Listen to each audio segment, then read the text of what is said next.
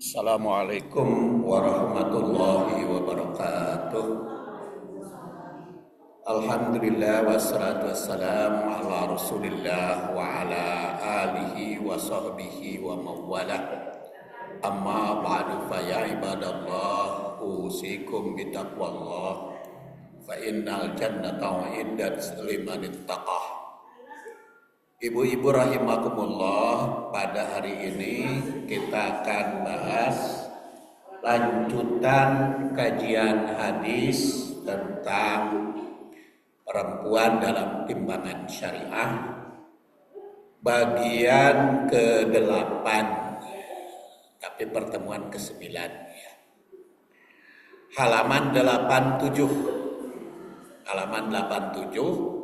tentang tarjamah mufradat. Tarjamah sudah tahu ya, sudah bahasa Indonesia. Mufradat itu per kalimat atau istilah sekarang mah frasa atau per kalimatnya kalimat bahasa Arab ya. Karena beda pengertian kalimat bahasa Arab dengan kalimat bahasa Indonesia. Kalau kalimat bahasa Indonesia mah susunan kata yang memberi faedah atau muncul bahasa Sunda mah ucapan anu puguh entep seureuna. Tapi kalau kalimat bahasa Indonesia, bahasa Arab mah kata, itu kalimat. Sebab kalau susunan kalimat yang memberi faedah itu disebut kalam. Jadi ada kalam, ada kalimat.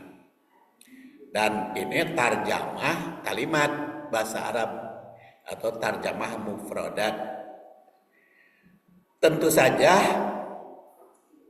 yang kita terjemahkan adalah an Abi Hurairah qala rajulun ya Rasulullah inna fulana yudkaru min kasrati sholatiha wa siyamiha wa sadaqatiha ghairu annaha tuhdi jironaha bilisaniha qala hiya finnar qala ya Rasulullah fa inna fulanah yudkaru min qillati siyamiha wa sadaqatiha wa sholatiha wa innaha tasaddaqu bil aswar minal aqid wala tuhdi jironaha bilisaniha qala hiya fil jannah. Di sini ada kalimat an Abi Hurairah. Jadi an terjemahnya tentang. Maksudnya hadis ini diterima dari Abu Hurairah. Jadi Abu Hurairah yang mendengar langsung dari Rasul dan melaporkan kepada tabi'in. Oleh tabi'in dilaporkan kepada atba' tabi'in oleh atba' tabi'in dilaporkan kepada tabi'ul atba' dilaporkan kepada rawi. Yang kita kutip rawi di sini adalah Imam Ahmad. Itu pengertian an Abi Hurairah. Qala berkata, jadi Abu Hurairah yang berkata. Jadi Abu Hurairah teh ngalalakonkeun gitu. Bercerita. Kata Abu Hurairah, rajulin seseorang. Maksudnya seorang sahabat ya. Ya Rasulullah, si sahabat itu yang diceritakan Abu Hurairah. Jadi Abu Hurairah bercerita tentang sahabat. Sahabat itu berkata, "Ya Rasulullah, wahai Rasul, inna sungguhnya fulanah si anu." Tapi awewe fulan laki-laki, fulanah awewe perempuan. Yudkaru populer disebut dzikir yudkar. Min kasroti karena banyaknya. Solatiha solatnya, wasiyamiha saumnya, wasodakotiha sodakohnya. Goiro anha tu'di, cuman suka nyakiti jironaha tetangganya, bilisaniha dengan lisannya. Bagaimana? Maka Rasul bersabda, ya finnar. Terus ada lagi, kilati tusoddiku, kecil sodakohna, cuman aswar al-aqad, tapi tidak pernah menyakiti tetangga, maka Rasul bersabda fil jannah. Itu terjemah. Kita lihat tinjauan kebahasaan atau lugawi. Fulanah menunjukkan nama anonim. Namanya tidak disebut. Pokoknya masih anu. Biasa dipakai itu untuk menunjukkan seseorang yang tidak ingin disebut identitas. Jadi di hadis juga ada sahabat tidak senang disebut identitasnya. Jadi diriwayatkan tong dibejakeun ngaranna mah gitu. Itu tidak disebut identitasnya.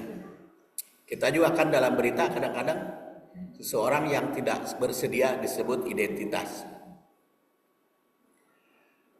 Jadi, tapi di sini dikatakan dalam bentuk muannas ya, perempuan karena pakai ta. Itu menunjukkan bahwa dua perempuan yang disebut adalah tokoh simbolik. Bukan spesifik. Nah, ada di dia maka tinggali. Ya lampuna cantik. Lampuna cantik. Di pare mana itu lampuna? Lampu ya. Iya. Jadi pulanah itu bisa saja hanya bercerita gitu. Makanya tidak disebut nama. Tapi bisa juga ngalalakonkeun beneran gitu. Bisa simbolik, bisa iya. Kemudian tu'di itu fi'il mudhari. Ada yu'di. Tu'di karena muannas. Dari akar kata ada. Berarti menyakiti atau mengganggu. Baik secara fisik maupun emosional. Dalam konteks hadis ini, tu'di bilisaniha itu menyakiti dengan lisan. Bisa berarti ghibah, bisa berarti cercaan, bisa fitnah, atau ucapan kasar pikanyerieun. Pikanyerieun bikin orang sakit. Kemudian al-atwar minal akid. Aswar minal aswar. Aswar itu jama dari sur. Berarti potongan atau bagian kecil. Sapotong, sateuk-teuk, sakeureut. Al-aqid itu gandum keju kering, biasa dikonsumsi orang Arab. Biasanya orang-orang Baduy ya. Kayak keju kering. Dalam konteks ini menunjukkan sederhana atau minim secara material. Artinya ia hanya bersedekah dengan potongan kecil dari keju kering, menggambarkan keterbatasan harta, tapi tetap dermawan. Jadi harta nama itu banyak, tapi dermawan. Kan kalau dermawan itu belum tentu orang kaya. Jadi orang dermawan itu belum tentu kaya. Banyak orang kaya disebut dermawan karena banyak sodakoh. Padahal banyak sodakoh nate karena loba harta. Siapa yang paling besar dinilai di sisi Allah bersedekah 1 juta dengan 10 juta? Itu tergantung kekayaan mereka. Kalau kekayaan yang dimiliki ratusan juta bisa miliaran, bersedekah 10 juta teh enggak dermawan. Tapi karena dia mah penghasilannya cuma 2 juta, sedekahnya 1 juta, itu dermawan. Jadi dari persentasi yang dimiliki. Makanya kalau Kalau kalau bersedekah atau berbuat baik teh jangan bosan gitu. Jangan bosan walaupun saeutik. Ya keur loba deui keur saeutik deui. Rasulullah SAW juga bersabda, "Khudu minal a'mal matutikun." Ambillah berbuat amal itu apa yang mampu sesuai dengan kemampuan kita. Karena apa? Ahabul amal yang paling baik itu adwamuha, yang adwam, yang rutin, yang kontinu, yang terus menerus, wa in qalla, walaupun sedikit. Makanya jangan bosan. Allah itu tidak akan bosan. Hatta tamalu, sehingga kalian bosan. Jadi Allah mau bosanan memberi rahmat, memberi pahala kepada kita. Jadi walaupun sedikit tapi kita rutin gitu ya. Al-khairat itu cuma 1 minggu 1 kali tapi rutin itu bernilai. Untuk ramean al-khairat ceramahna banyak gitu orang nanti. Karena penceramah populer, penceramah artis gitu. Banyak, tapi sekali-kalina. Mana yang lebih baik? Yang rutin. Walaupun sedikit. Biasanya pengajian rutin mah datara banyak kan tuh. Justru itu. Ya, itu yang rutin itu. Jadi bukan urang teh kadieu kitu ngejar anu banyak kumpul, belum tentu. Walaupun babari poho kan datangnya sudah dapat pahala, sudah ada usaha, sudah ada usaha. Karena resep supaya kita tidak bosan, nikmati. Supaya tidak bosan, nikmati, itu resepnya. Sok berobat, bosan itu. Terus ya kontrol. Minggu ya kontrol dokter ya, minggu ya dokter umum, minggu ya dokter spesialis. Tungtung nama saminggu sekali we gitu ka dokter. Lamun teu dinikmati, bosan. Tapi kalau dinikmati, maka dokter we nikmat rekreasi we, hitung ulin ke dokter we, pepangih gitu. Itu jadi nikmat. Itu jadi teu kesel. Tetapi kalau kita tidak menikmati, itu bosan. Nah itu dalam hadis riwayat dari Aisyah ya, yang saya kutip barusan itu. Dan saya sampaikan khutbah Jumat tadi hadis ini. Diriwayatkan oleh Muslim. Jadi kalau resepnya supaya kita tidak bosan, nikmati. Jadi merasa bahagia atas apa yang ada. Nah, dalam ibadah juga begitu. Nikmati. Makanya bulan Sa'ban, kenapa bulan Sa'ban itu Rasul melatih saum gitu ya. Kata Aisyah. Walaupun Rasul tidak mengucapkannya, tapi kata Aisyah suka saum. Tapi Rasul sendiri mengatakan kudu ambil matutikun, apa yang mampu. Jadi lamun teu bisa saum, ya amal yang lain. Itu akan merasa nikmat. Seperti saya sendiri menulis itu tiap hari. Teu bosan. Dan dinikmati menulis itu tiap hari. Jadi tidak pernah saya sehari pun tanpa nulis. Karena itu dirasakan kenikmatan, kebiasaan. Makanya kamari mah cuma 20 hari itu. Itu 260 halaman. Tapi mau diomean lagi jadi 300 halaman bukunya. Jadi tamat membahas ini bukunya sudah ada, sudah siap bukunya. Ya antara lain di dikirim juga ke jurnal kemana ya. Nah, kenapa itu bisa demikian? Karena dinikmati. Kalau ibu ingin ngaji itu tidak bosan, dinikmati. Jadi ulah dianggap ngaji itu di papatahan wae gitu.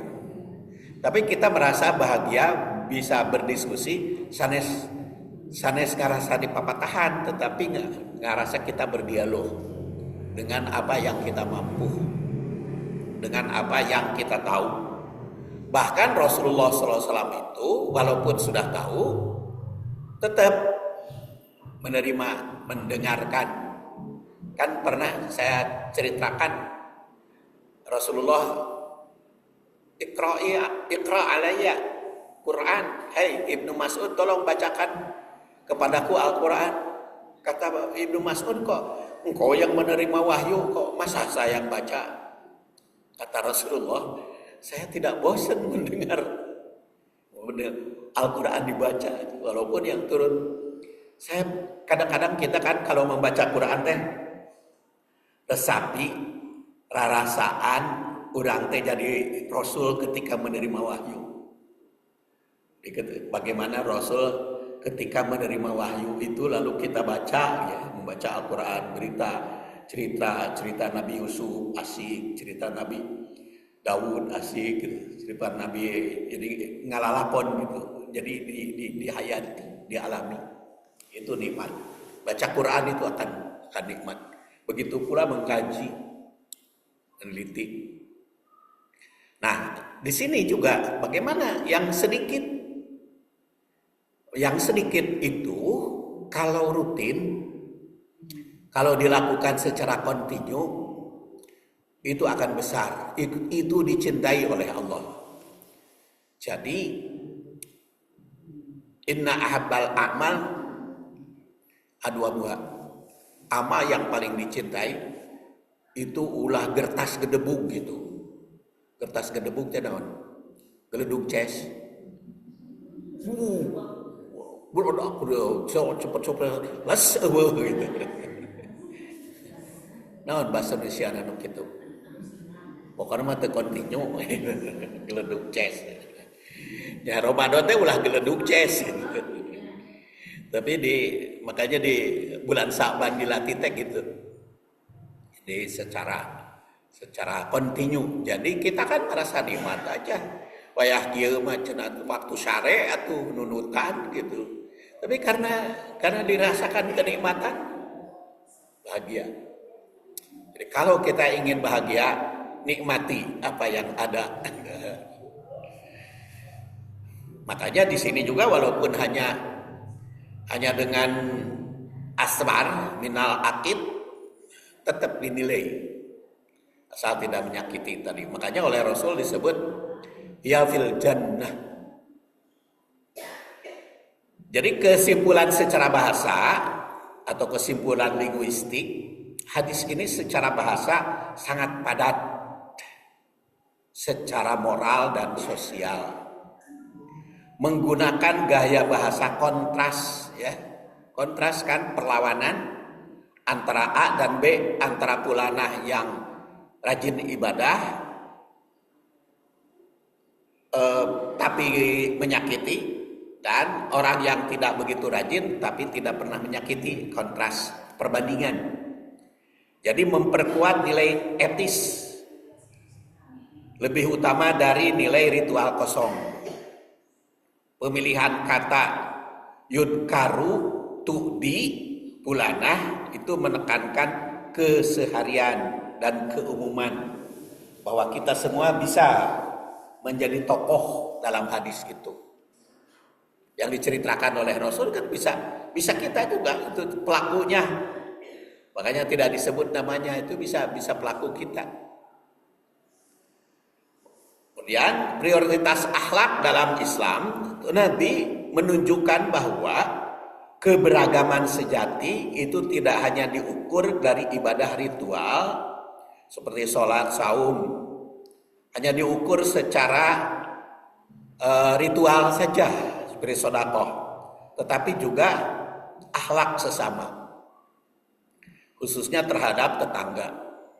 Ceritanya kan dalam hadis yang kita bahas ini, ceritanya tentang tetangga. Akhlak buruk dapat menggugurkan nilai ibadah. Kemudian ibadah sosial vs ibadah ritual. Hadis ini tidak meremehkan ibadah ritual, tetapi menggarisbawahi bahwa ibadah tersebut harus berdampak pada perilaku sosial. Ibadah yang tidak berbentuk kepribadian mulia akan kehilangan esensi. Yang ketiga, bahaya lisan. Lisan adalah bagian tubuh yang paling potensial untuk menimbulkan kerusakan sosial. Lisan itu, ya. Gara-gara lisan ada yang itu gara-gara lisan sampai minantu ngabunuh mertua tuh kamari. Karena mertuanya nggak ke minantuna naon diselidiki ke polisi kunaon sampai bisa berani membunuh mertua. Eta cenah omonganna pika sebeleun muncul basa urang. Sakit ku omongan di lisan sampai berani membunuh mertua. Itu mah pika sebeleun atuh. Bukan hanya mertuanya, anaknya juga. Kemudian yang keempat, nilai amal itu tergantung etika. Perempuan yang sedikit amal ritual tetapi memiliki akhlak sosial yang baik itu lebih tinggi derajatnya dalam hadis ini, ya. Sekarang kita lihat halaman 91 tentang tahlil syarah. Kalau tarjimah terjemah, sekarang tahlil syarah. Qala rajulun, laki-laki bicara kepada Rasul menunjukkan dialog langsung. Jadi Rasul teh kadang-kadang berdialog dengan para sahabat, tanya jawab. Jadi ya seperti pernah saya ceritakan pada waktu yang lalu, Rasul itu senang dialog. Kalau tidak ada yang nanya, maka Rasul yang nanya, ala uhbirukum. Jadi kalau sahabat tidak bertanya kepada Rasul, Rasul yang tanya. Ala uhbirukum, apakah aku tidak ceritakan kepadamu? Nah, lalu sahabat, iya itu ya Rasulullah. Itu dialog. Kalau tidak ada dialog, Rasul dengan sahabat, sahabat tidak bertanya, Rasul tidak bertanya kepada sahabat, maka datang Jibril. Jibril nu pelaku dialog. Maka ketika hadis rukun agama, mal Islam, mal iman, mal Islam, mal ihsan. Itu teh kan Rasul lagi ngobrol dengan para sahabat. Tiba-tiba Jibril datang nanya kepada Rasul. Jadi kalau tidak ada yang nanya, Rasul bertanya. Kalau Rasul tidak bertanya dan sahabat tidak ada yang nanya, maka Jibril yang bertanya. Rasul itu senang dialog. Ya seperti ini, maka dialog. Jadi dialog hiwariyah istilahnya. Pertanyaan sahabat memancing respon. Jadi pembelajaran moral dari Nabi yang menjadi bentuk pembelajaran aktif. Disampaikan sahabat, inna fulanah yudgaru. Ya, perempuan dikisahkan. Tuh qala rajulun ya Rasulullah. Jadi dalam bentuk dialog. Kemudian kalimat B, min kasroti solatiha wa siyamiha wa sodaqotiha. Dalam kalimat yudgaru min kasroti solatiha, huruf min itu berfungsi sebagai huruf ibtida al-ghoyah. Ibtida permulaan, ya. Al-ghoyah tujuan. Atau bisa juga hukum sebab akibat. Min di sini berfungsi untuk menunjukkan sebab atau alasan penyebutan seseorang.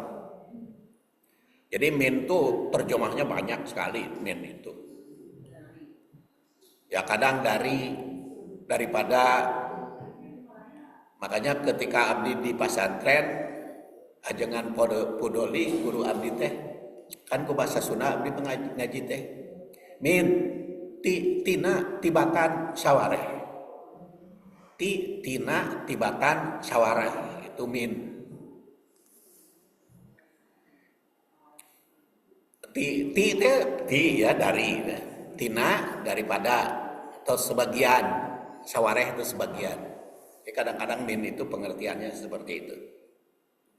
Berfungsi sebab alasan penyebutan. Dalam konteks hadis artinya ia disebut-sebut, dipuji, dibicarakan karena banyaknya salatnya tadi.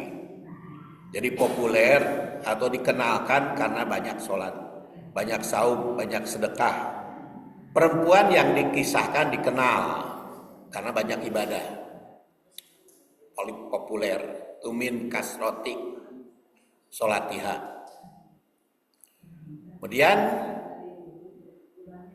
analisis disebut yudkaru itu fi'il mudhari pasif atau fi'il majhul. Kan fi'il itu di dalam bahasa Arab ada fi'il maklum, ada fi'il majhul. Disebut maklum karena pelakunya kanyahoan. Disebut majhul karena pelakunya teu kanyahoan. Kalau yadkuru dia berzikir siapa? Itu disebut orangnya. Tapi kalau yudkaru disebut, maka pelakunya tidak disebutkan. Yudkaru fi'il pasif atau majhul. Min kasroti sholatiha, karena banyak sholat. Huruf min sebagai huruf jar yang banyak maknanya, ya seperti daripada, sebagian, diantara, bahkan yaitu juga kadang-kadang yaitu min. Di sini bermakna sebab atau alasan. Kasroh banyak, sholatiha sholatnya, merujuk kepada perempuan karena ada ha. Kemudian menurut penjelasan ulama bahasa seperti As-Suyuti dan Ibnu Hibban, dalam pembahasan tentang min menyebutkan bahwa min bisa bermakna takliliyah atau sebab, yakni menyatakan penyebab atau kondisi atau perbuatan. Maka dalam hadis ini perempuan itu disebut-sebut bukan karena asal geografisnya atau jenis ibadah, tetapi karena kuantitas ibadahnya. Makna kontekstual hadis ini mengingatkan bahwa ibadah ritual yang banyak tidak menutupi akhlak yang buruk. Ghairu annaha tu'di jiranaha bilisaniha. Ghairu annaha menunjukkan pengecualian. Jadi ghairu tepan tidak, anha sesungguhnya dia. Tu'di berasal dari kata ada yang berarti menyakiti atau menimbulkan gangguan. Jiron itu jamak dari jar. Al-jar tetangga, jiron tetangga. Sudah jadi bahasa Indonesia kan? Jiran, negara jiran. Mana negara jiran teh? Malaysia. Itu teh negara tetangga. Karena kenapa disebut tetangga dekat? Sebab Malaysia mah adat yang Indonesia nah. Di Kalimantan kan Malaysia adat kan. Jadi Brunei mah kehalangan ku Malaysia. Brunei kan di tengah. Nah, ada nu adat dah batasanana. Tu jiron, jiran. Ada lagi yang adat teh mana? Yang adat dengan Indonesia? Papua, itu apa? Papua New Guinea itu adat dengan Indonesia. Jadi ada Malaysia, negara jiran. Jiran itu tetangga. Bahasa sudah jadi bahasa Indonesia ya. Karena memang bahasa Arab itu banyak yang jadi bahasa Indonesia. Malah katanya kan lamun mun bahasa Arab dileungitkeun dari bahasa Indonesia moal bisa ngomong gitu. Moal bisa ngomong serba ngajabreg atuh. Komo istilah-istilah pemerintahan. Dah. Kiron. Kemudian bilisaniha, lisan artinya bentuk gangguan tersebut bersifat verbal yang menimbulkan gangguan perasaan seperti mencela, memfitnah, membicarakan kejelekan, ghibah atau menyebarkan rumor. Sekarang mah istilahnya rumor, gosip atau apa? Istilah sekarang tuh naon? Gosip di medsos teh. Hoak.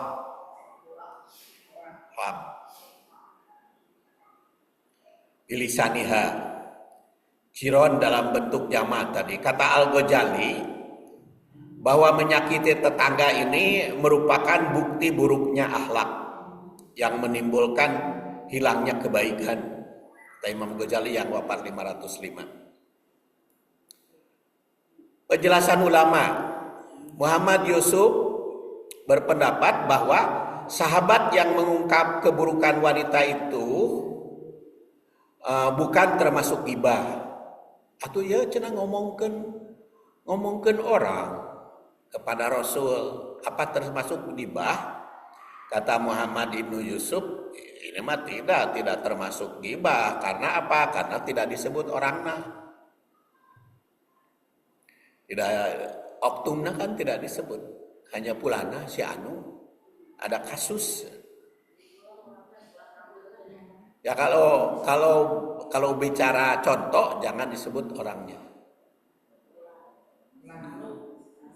Ya si anu nu kieu jadi oknumnya kalau membicarakan. Karena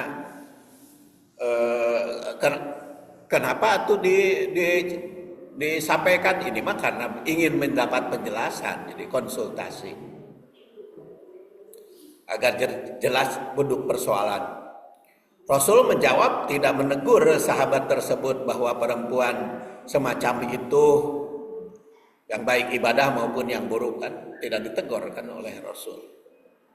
Jadi mengumpat atau menjelekan orang itu dalam hal tertentu tidak termasuk ghibah. Utamanya mah dalam konsultasi. Itu yang paling penting.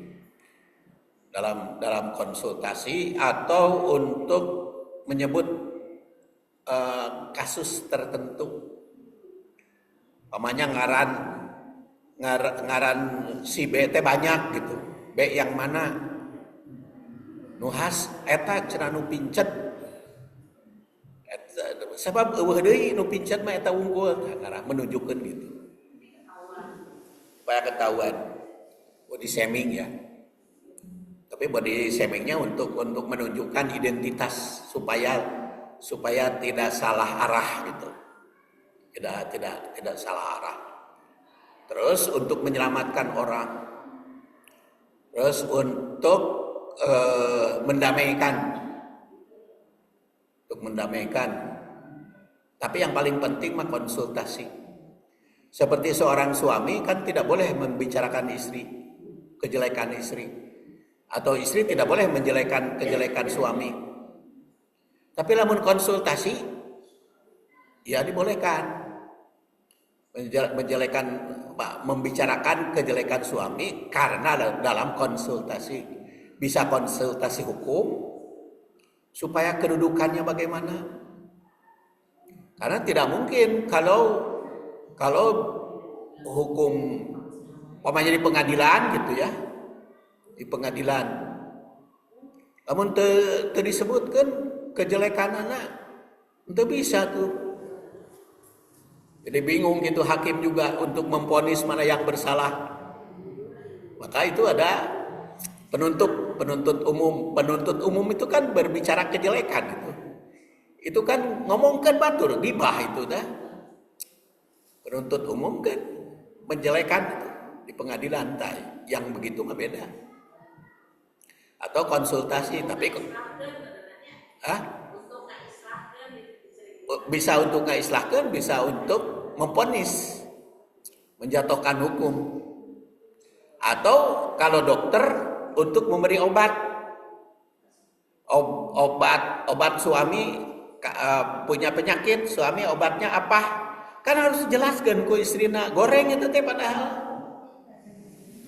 Tapi supaya jelas, suami juga tentang istrinya. Disebutkan itu gibah yang begitu dibolehkan asal supaya jelas. Tapi ulah sembarangan. Ayo kejelekan suami dibicarakan ke ibu-ibu atau sajagat. Nah itu tidak boleh. Atau kejelekan istri disebar kemana-mana, itu tidak boleh. Jadi harus kepada orang tertentu, orang konsultasi. Fas'alu ahla dzikri in kuntum la ta'lamun. Jadi supaya seperti tadi berobat untuk kesehatan atau menjelaskan tentang hukum salah atau benar. Tuh, itu dibolehkan ribah atau dalam kepemimpinan ya,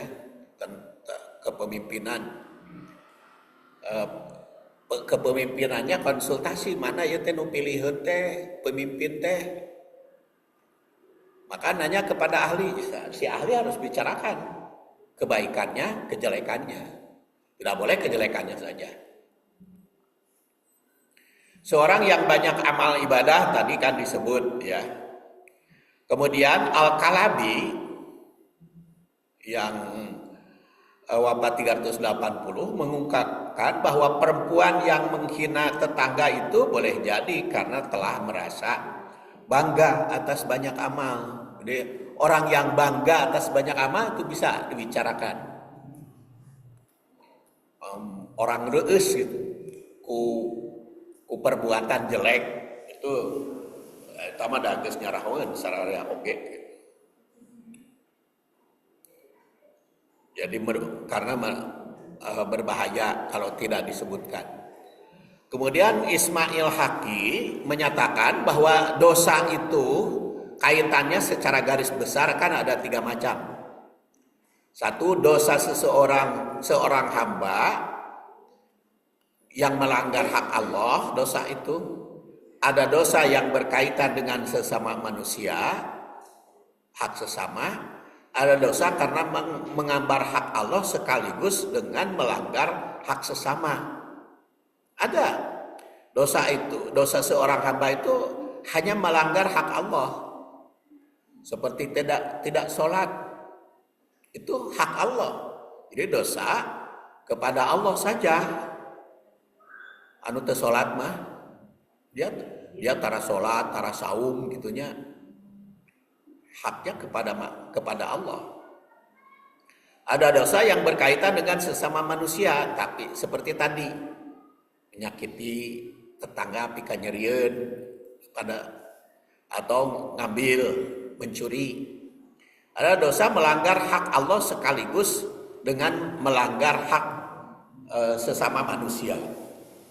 Hak membunuh itu hak Allah karena yang memelihara nyawa.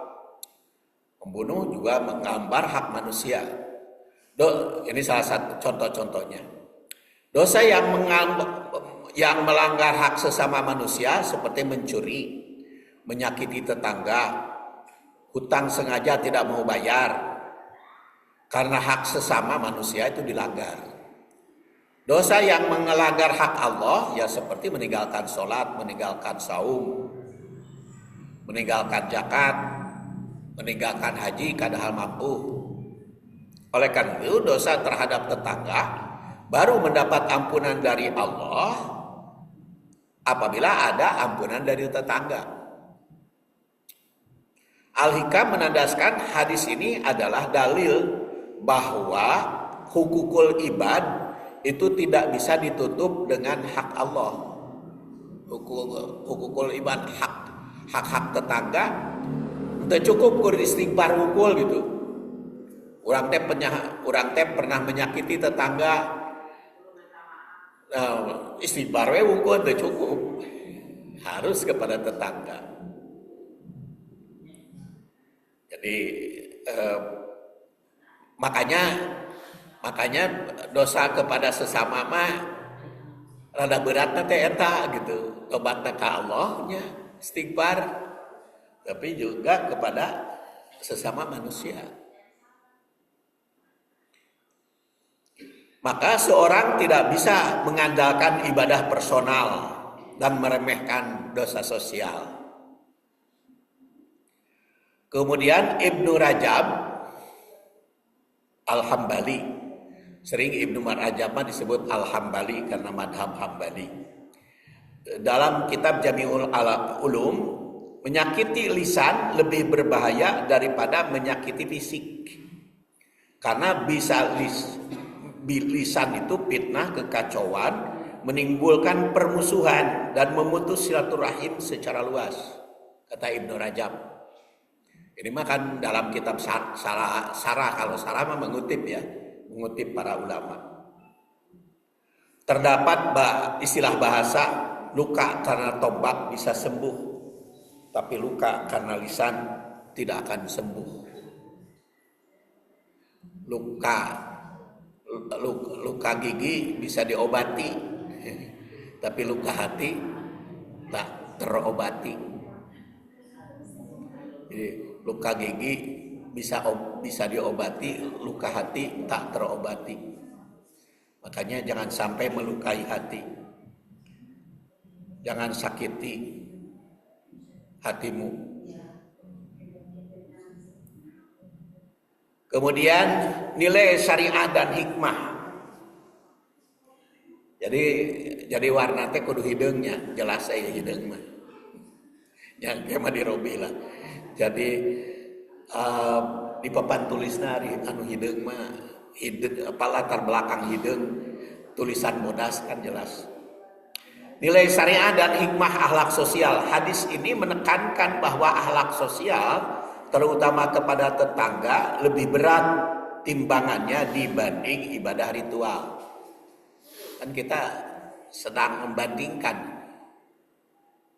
Jika seseorang rajin ibadah tapi lisan atau peranginya menyakitkan, maka amal tersebut bisa tidak bernilai. Kerukunan tetangga itu sebagai indikator alam. Hubungan dengan tetangga adalah indikator yang paling konkret dari nilai-nilai Islam dalam kehidupan sehari-hari. Tidak menyakiti tetangga adalah minimal akhlak seorang muslim. Makanya kan dalam hadis itu salah satu syarat kebahagiaan adalah tetangga. Min sa'adatil mar'il muslim al-maskanul wasi wal jan sholih wal markabul hani. Di antara kebahagiaan muslim adalah al-maskanul wasi, rumah yang leluasa, wal markabul hani, kendaraan atau transportasi yang menyenangkan, dan al-jarus sholih, kehidupan bertetangga yang baik. Jadi kalau perumahan kita ingin bahagia, 3 syarat.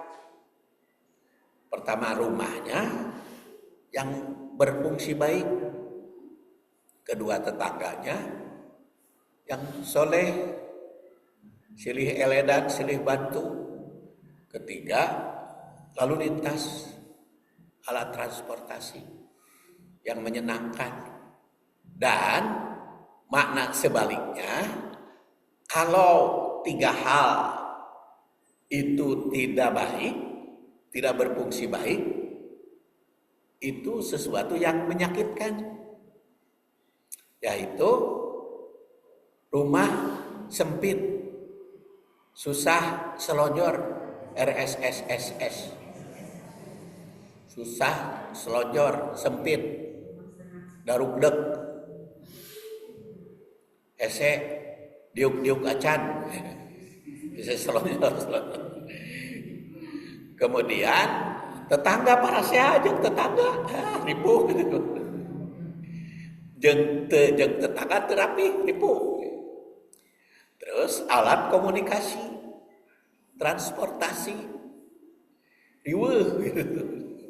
Makanya tiga hal ini harus. Itu hadisnya diriwayatkan oleh Al-Bukhari dalam kitab Al-Adabul Mufrad dan diriwayatkan juga oleh Imam Ahmad.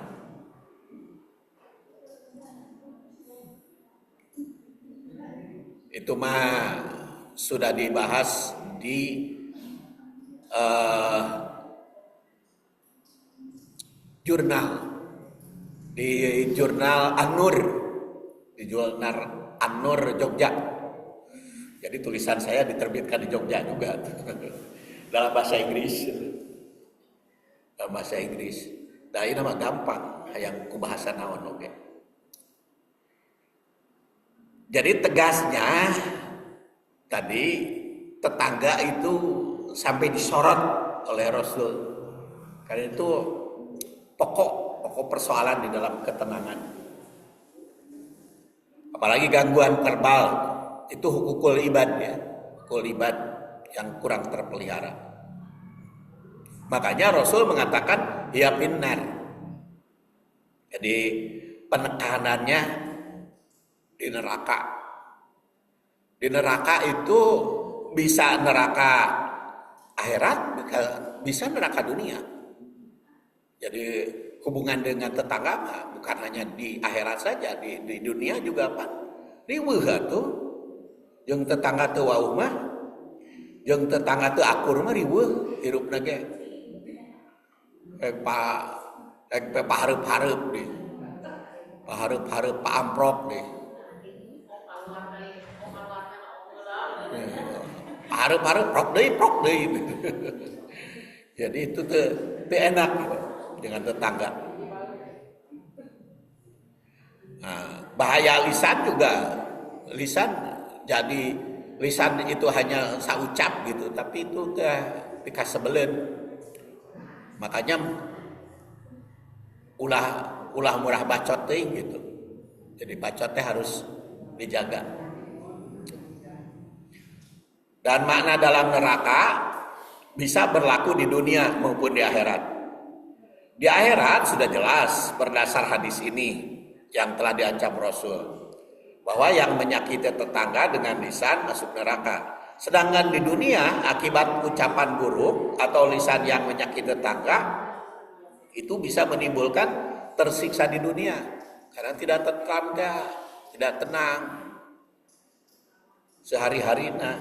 Sering disebut bahwa lisanmu adalah harimaumu. Lisanmu harimaumu. Atau lisan yang menyakiti tetangga itu bisa menimbulkan tersiksa. Bisa juga dalam bentuk lisan berupa tulisan di dalam media sosial. Bahkan kalau di dalam tulisan mah jadi data deh. Ya. Kita nyarekan lewat WA kan ada data WA mah. Ada geus dihapus ID softwarenya apa? Di sumber medsosna masih aya. Jadi bukanlah gerakan jari di media sosial akan memancing emosi pembaca. Bila menyinggung salah satu kaum, apalagi ucapan buruknya pada tetangga, maka hidupnya tidak akan tenang. Tidak akan tenang. Karena bagaikan di neraka dalam hidupnya. Kemudian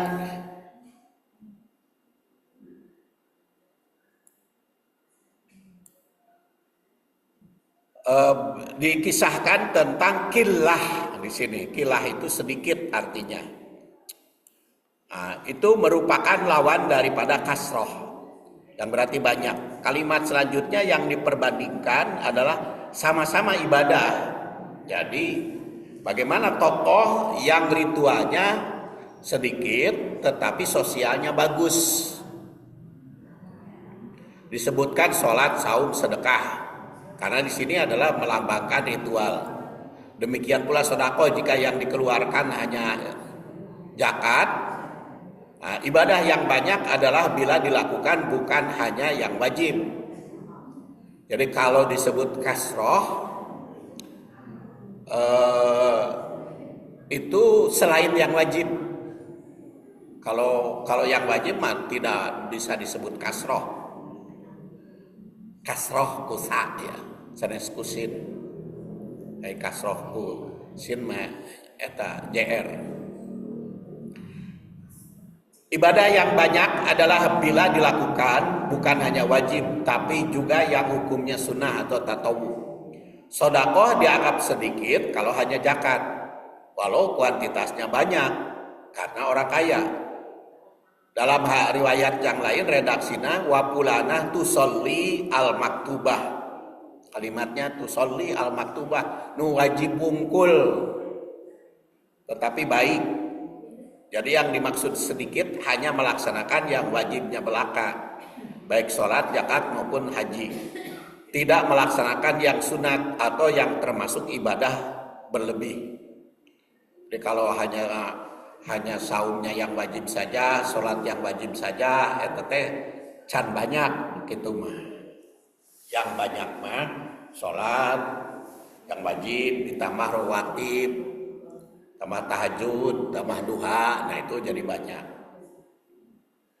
Saum yang banyak bukan hanya Ramadan, tapi ya sesuai dengan kemampuan masing-masing. Tadi juga kan di dalam hadis wudu matutikun, ambillah yang sesuai dengan kemampuan. Rasul itu tidak senang takaluf, memaksakan. Makanya sholat juga banyak ingin melaksanakan banyak tapi ripuh pan bisa sambil duduk, lamun teu kuat berdiri ya sambil duduk, teu kuat duduk ya sambil nyangkere kan bisa. Jadi sebetulnya sholat itu tidak ada alasan untuk tidak dilakukan karena bisa sesuai dengan kemampuan masing-masing. Rek tahajud teh aduh nyeri cangkeng, nya geus nang karak we tahajud.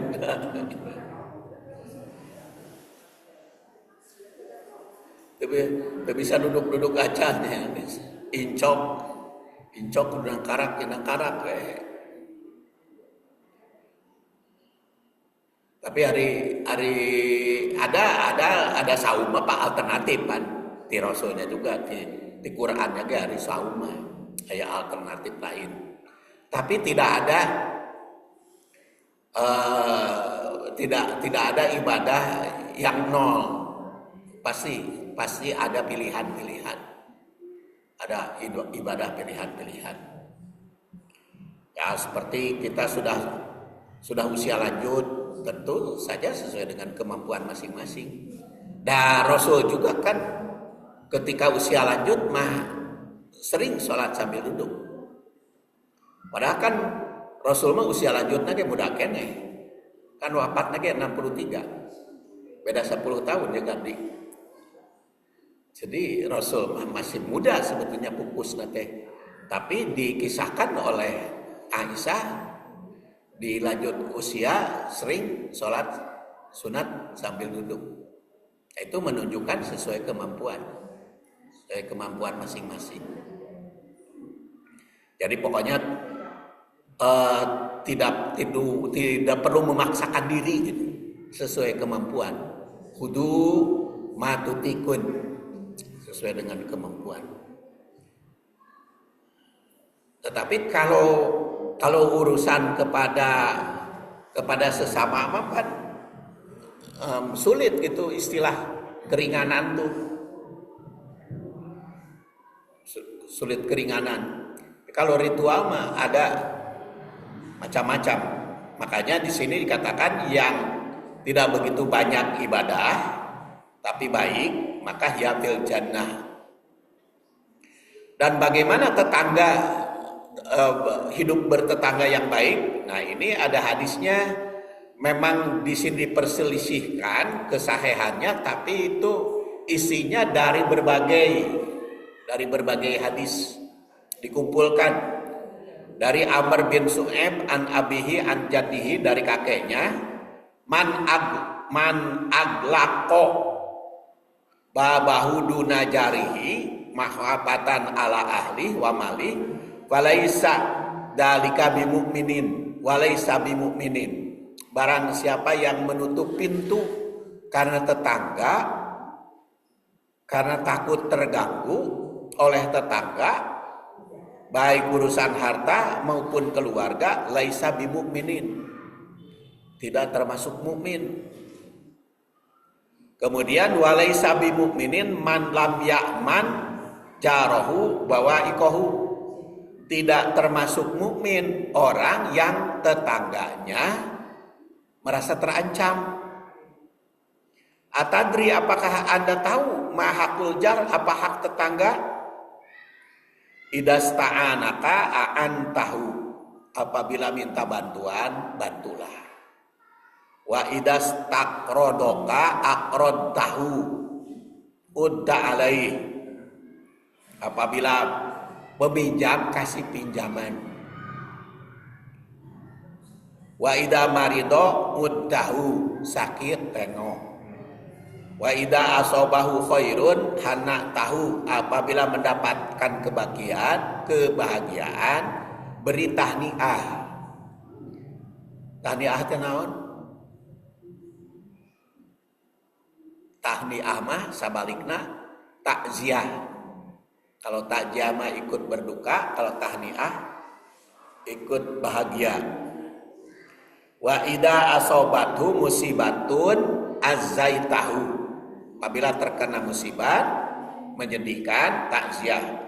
Wa idza mata ittaba'ta janazatahu, apabila mati urus jenazahnya sesuai dengan kemampuan masing-masing.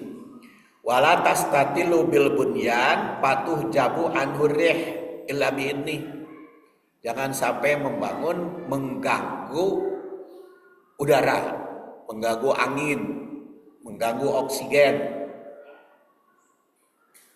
Wala tu'dihi biqadarih qadraka, jangan lagi mengganggu oleh bau masakan. Jadi mau kecuali kalau memberi atau ngirim bau masakan. Naon sok bau masakan teh? Jengkol. Tapi kan hari ayeuna mah masakanana tos apa namanya?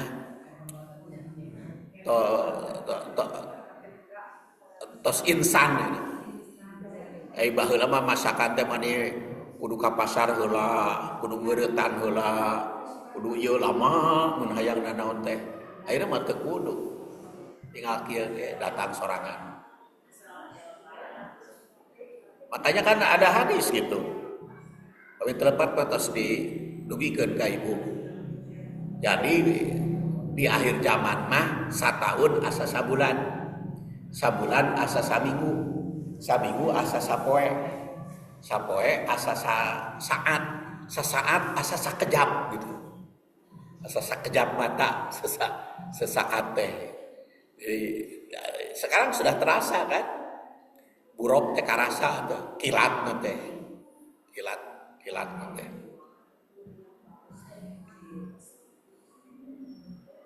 Kemudian wa ini staroita pakihah pahdi, apabila membeli hadiah buah-buahan kasih. Kalau tidak, berikan kebahagiaan, kabungah, idkhalus surur. Idkhalus surur memberikan kebahagiaan, apalagi anak-anaknya kan yang terpengaruh. Jadi berdasar hadis ini, hak dan kewajiban tetangga itu ada saling menjaga ketenangan, memberikan ketenangan, keamanan, jangan sampai merasa terganggu, kemudian menolong, memberi pinjaman, memberikan sesuatu yang sangat dibutuhkan, melayat dan takziah, ikut bergembira, tahniah, kemudian ikut bersedih, takziah, mengantarkan jenazah atau mengurus jenazah, kemudian membangun rumah, jangan terlalu tinggi mengganggu, kemudian jangan mengganggu ciuman. Lalu bila membeli oleh-oleh buah-bahan, memberikan sebagian minimal kebahagiaan. Kemudian jika tidak mampu, memberi sesuatu.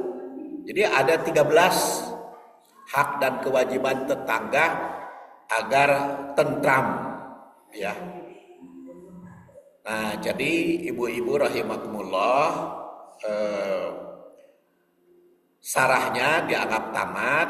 Insya Allah sekali lagi nanti takwil dan tatbik. Mudah-mudahan bulan Syawal mah buku baru.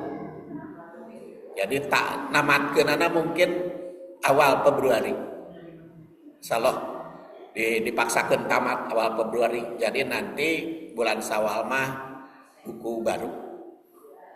Sakitu panginten anu kapihatur, kita akhiri dengan doa kafaratul majlis. Subhanakallahumma wa bihamdik asyhadu an la ilaha illa anta astaghfiruka wa atubu ilaik. Assalamualaikum warahmatullahi wabarakatuh.